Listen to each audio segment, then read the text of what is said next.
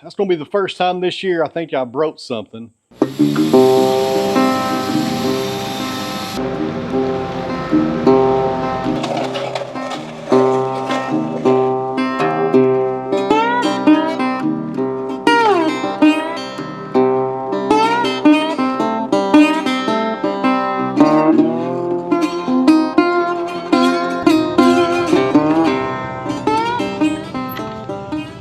So welcome back to the Sawmill, friends. I have a lot going on at the farm today, and the first thing I want to do is pour some concrete over here behind me.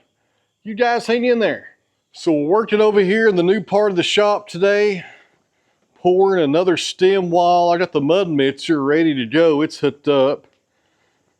Also, we got a form done over here, got some rebar in there, and an old T-post right there. Don't tell my building inspector if you don't mind. He may not like that. But anyways, those old rusted T-posts work pretty good as rebar if you don't have enough rebar. And I fell short on this one. But this concrete does have some fiber in it, so we'll be okay with that. This is formed up. I got it braced good enough, I think. And I believe we're ready to pour some concrete. And something I didn't show in a previous video on this Wood-Mizer, it swings around. So you can have your chute right here on the side going this way, and the wheels, 45 degrees of it, so you don't have to turn this thing around a whole lot. Pretty nice feature that I think I failed to mention. So the guys over at Wood-Mizer say to wet that down just a little before you start mixing up your concrete. Let's try this hopper extension here. It might make things a little bit easier. And it looks like the building inspector has arrived. Hello, Mama Cat. How you doing today? Let's grab a bag here and get started.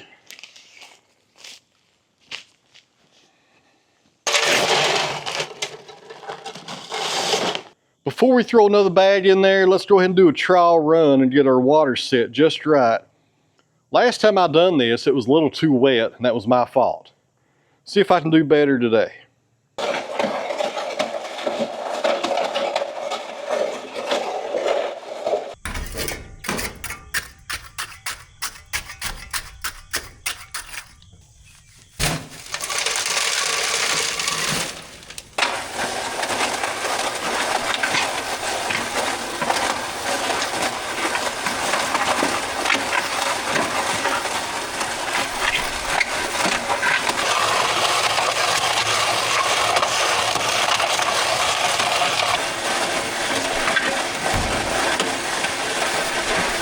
Guys, I did a little bit better on that one.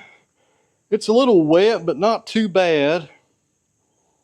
Had some come out from under the form right there as well. I should have sealed that up a little bit better, but that's okay. Primary reason for these stem walls is to seal off this building from the outside, and that's more than enough to get that job done.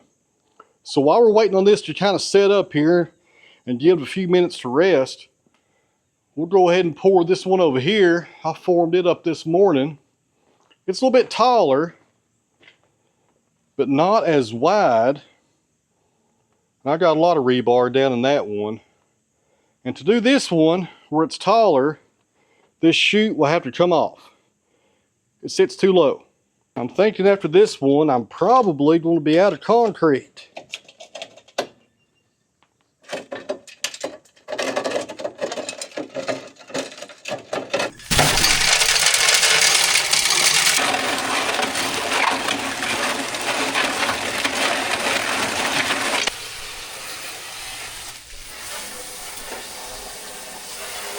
Well, guys, I messed something up. That's going to be the first time this year I think I broke something.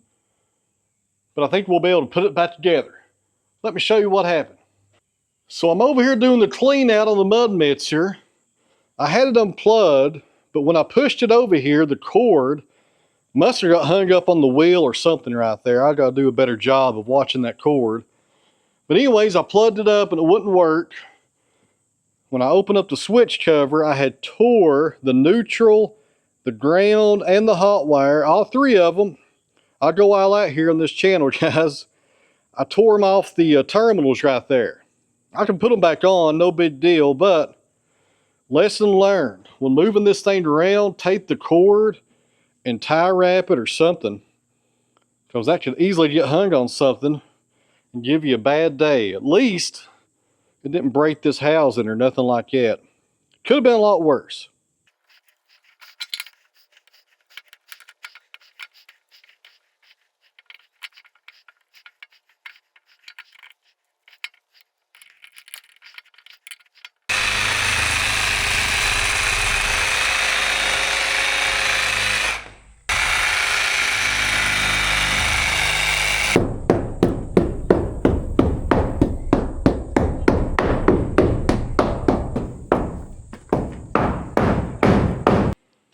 Alright guys, here's where we're at. I had to mix up some more concrete because I had a low spot right there. But I got that filled in and it looks pretty good. I think I'll do my corner or my edge, whatever you call that, here in just a second before I go eat. So that one's looking pretty good. This one over here as well. I didn't get quite to the top of the form right there, but I don't really care about that. The main goal is, like I was saying, is to close off from the outside.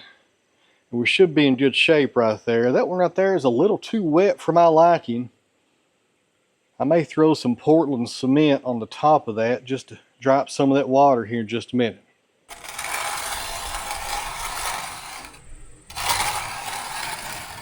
So we'll let this set for about a half hour or so, come up here, do some trowel work, work on this edge a little bit, maybe vibrate the form just a little bit more so we don't have any honeycombing or nothing going on.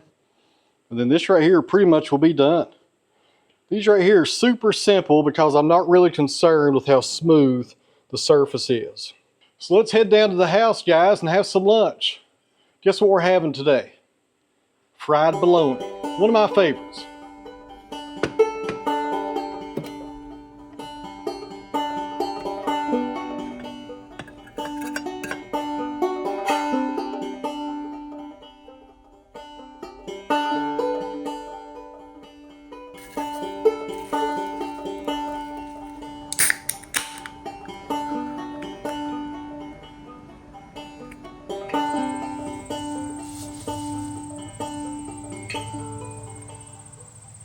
All right, friends, I'm back for lunch, and I'll tell you what, I could eat fried bologna every day of the week. I mean, every day of the week. It never gets old. You guys like it out there? I love it. But sometimes I will admit, and I hate to admit this to you guys, sometimes instead of putting the bologna in a cast iron skillet on top of the oven, sometimes I throw it in the microwave. I know, you're not supposed to. But it is faster sometimes when you're in a hurry. Not as good, I will admit it, but it's better than eating it cold. One of my favorite lunches though, I love that stuff.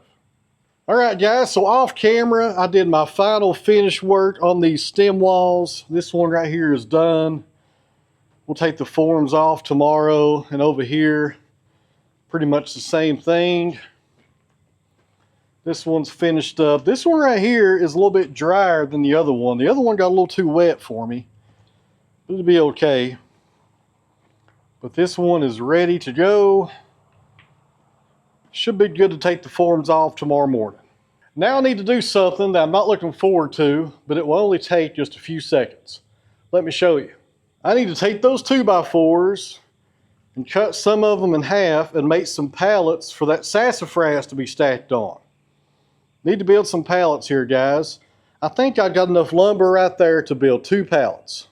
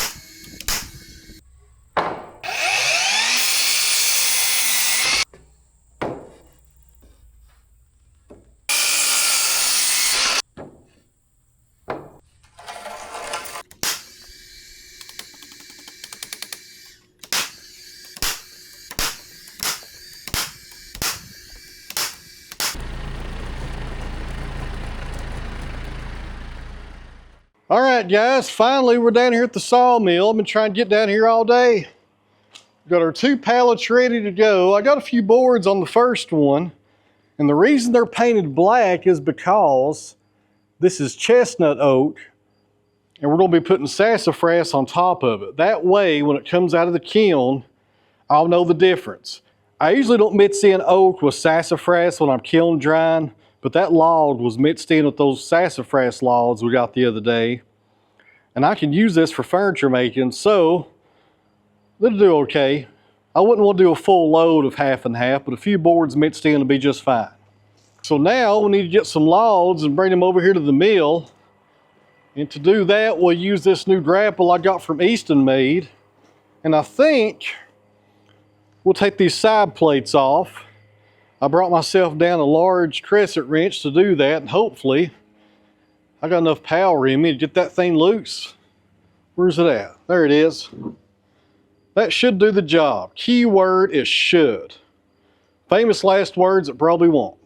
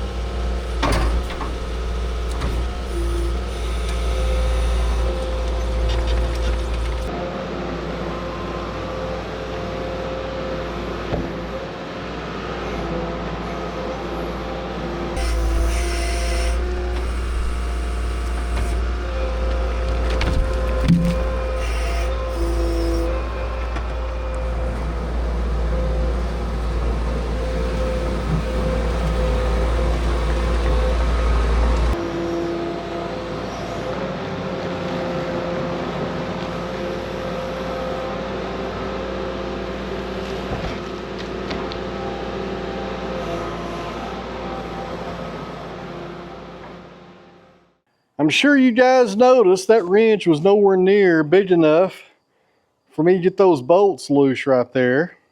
I'm not sure what size it is, maybe 1.5 inches. If you're watching there, Andrew Easton, what size bolt's that? I need to get myself a cheater bar or something to get those off. I don't have an impact that big.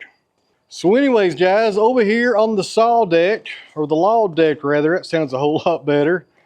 This sassafras right here is pretty small, but I think we can get a 9-inch cant out of it. Hopefully, that's what I need, is 9-inch wide boards.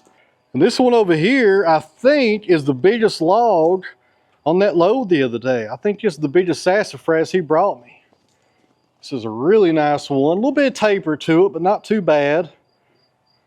Should get a lot of boards out of this one right here. This should be a really good log. But that's going to have to wait till tomorrow because I have somewhere to be in about 45 minutes.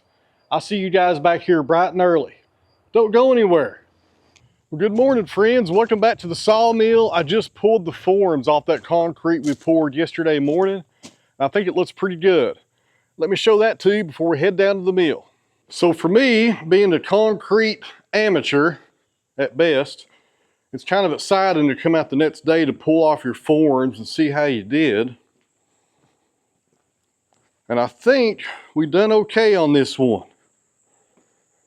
Still a little wet, I guess. Hasn't cured out by no means. It takes several days for that, but I think it looks pretty good right there. I got a decent edge on it, not the best edge in the world, but it's nice and solid here on the side walls, because I hate to look at concrete and see honeycombing. Then over here we got the shorter one, but it is a little bit taller. And it turned out really good as well. A decent edge on it, no honeycomb right there, but I do have some flaking right here on the bottom right there. I'm not sure what caused that, but it is what it is. It'll probably get covered up with rock. We're going to be putting gravel in here, but I'll try to do better next time.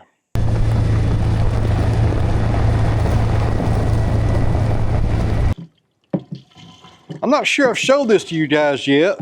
This is a drum of windshield washer fluid, which is my preferred, I guess, lubrication for the lube tank here on the mill. And I used to buy this in little jugs at Walmart or wherever I had it on sale. But I was at Napa the other day and I was talking to him about it, and he said he could get it in a 55-gallon barrel. Well, here you go.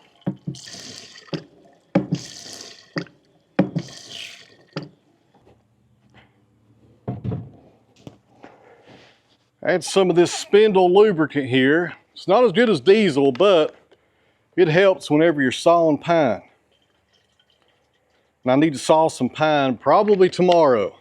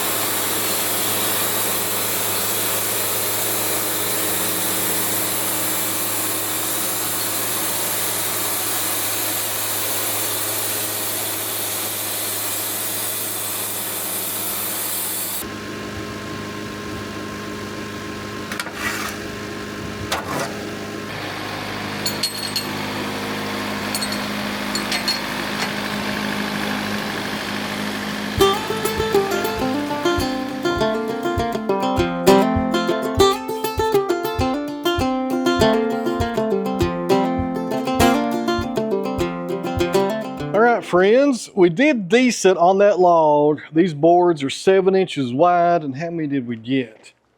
1, 2, 3, 6 of them. So not too bad, a decent yield, and some really nice lumber right there actually. And I tell you what guys, I wish you were here and you could smell of this board.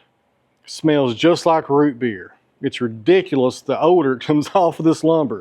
It smells like a root beer factory down here. So next up on the mill, friends, is a big guy, another 10-footer.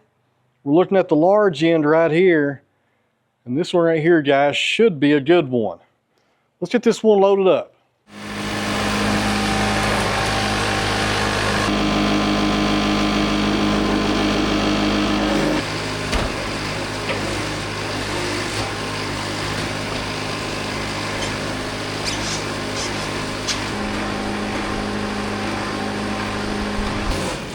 All right guys, a little bit of taper to this log, but not too bad. We've got the large end facing us.